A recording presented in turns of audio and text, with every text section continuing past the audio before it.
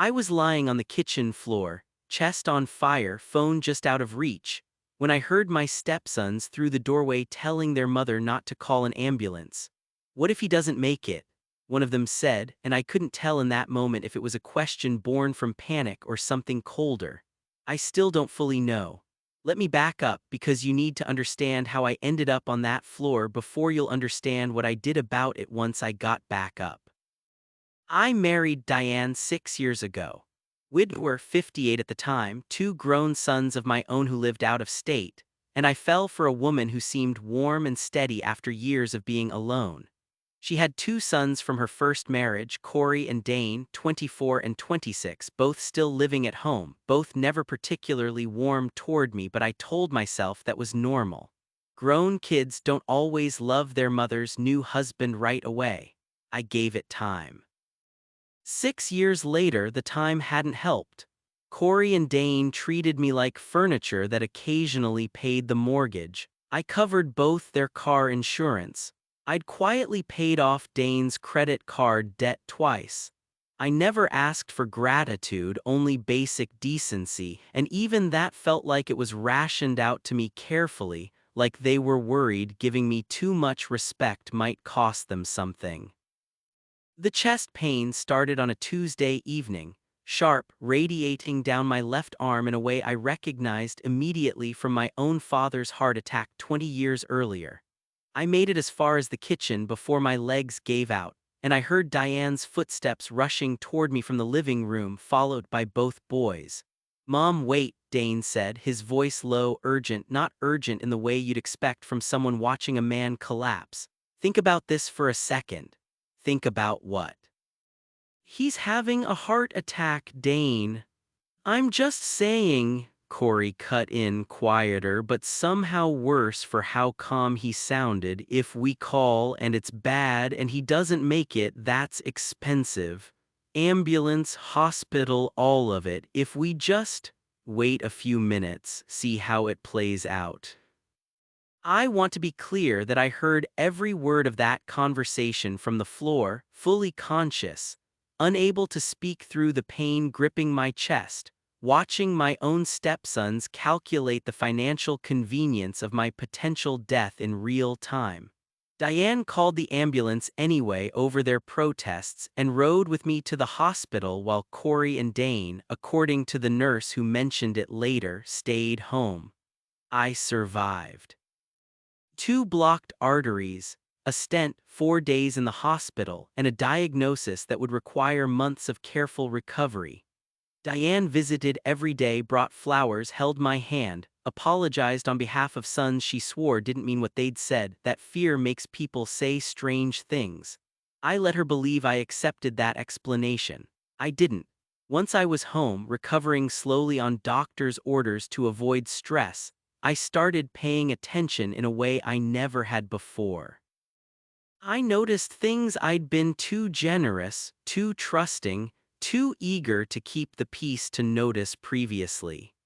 Dane's credit card debt I'd paid off twice had crept back up within months both times, and I began to wonder if it had ever really been about financial struggle at all, or if some of that money had gone somewhere I'd never been told about. Corey, it turned out, had quietly named himself co-owner on a storage unit I paid for, one I'd assumed held nothing but old furniture from before Diane and I married.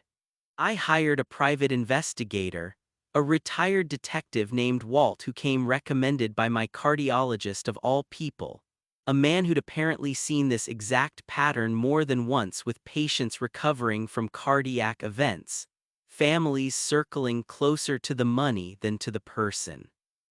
What Walt found over 6 weeks reshaped my understanding of that kitchen floor entirely.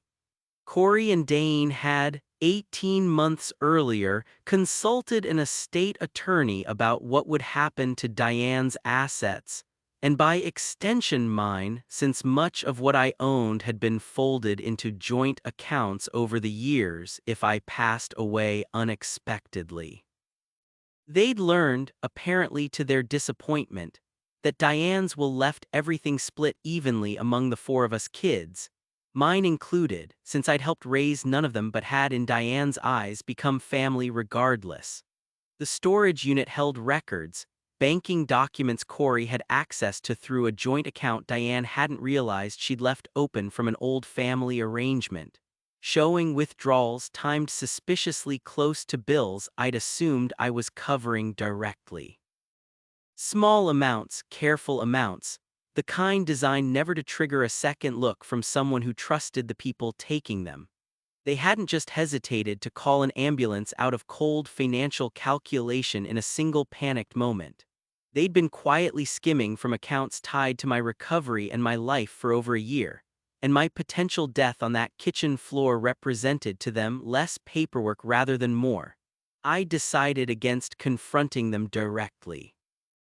I'd learned slowly that direct confrontation gave people like Corey and Dane room to spin a story, to soften hard facts into misunderstandings, the same way they'd tried to soften "what if he doesn't make it" into simple panic. Instead, I did something quieter and I believed far more permanent. I met with my own attorney and restructured everything. I removed myself from every joint account that gave either stepson access, closing the door on money that had apparently been leaking out for over a year.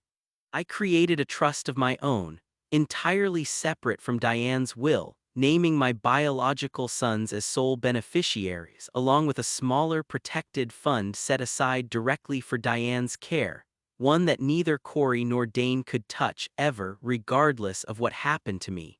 Then I told Diane everything. Not to punish her, but because she deserved to know what her sons had actually built behind her back while she sat in a hospital room believing their hesitation had been nothing but fear. She didn't believe me at first. I watched something in her break slowly over the following days as Walt's documentation, bank statement by bank statement, made denial impossible. She confronted both boys herself, and the conversation, from what she told me afterward, ended with Dane admitting without much shame at all that they'd assumed I'd never notice that older men in second marriages usually don't check the details too closely. I checked every detail after that. Corey and Dane moved out within 2 months, Diane insisting on it once the full picture settled in her, a decision that cost her more grief than either of them seemed to understand or deserve. She still speaks to them cautiously at arm's length now, the trust that used to flow freely replaced with something far more careful. I recovered fully, physically at least. The stent held, my heart strengthened with cardiac rehab, and 18 months later my cardiologist cleared me for nearly everything I used to do before that Tuesday on the kitchen floor. What never fully healed was the quiet, specific memory of hearing two grown men debate the financial cost of my survival while I lay there unable to do anything but listen. I don't share that memory to make anyone feel sorry for me. I share it because I think a lot of people assume family loyalty is automatic, guaranteed simply by shared holidays and years under one roof. And I learned the hard way that loyalty, like anything worth having, has to be earned continuously, checked occasionally, and protected carefully once you understand what's actually happening around you. Diane and I are still married. Stronger now in some ways because there's nothing left unspoken between us about what those two boys tried to build in the shadows of my recovery. My own sons call more often these days, aware now of everything that happened, careful in a way that feels less like suspicion and more like genuine protectiveness. I think about that kitchen floor sometimes, the exact sound of Dane's voice asking his mother to wait to think about it. I used to wonder what would have happened if Diane had actually listened to them that night. I don't wonder anymore. I know exactly what would have happened. And that's precisely why I made sure it never could.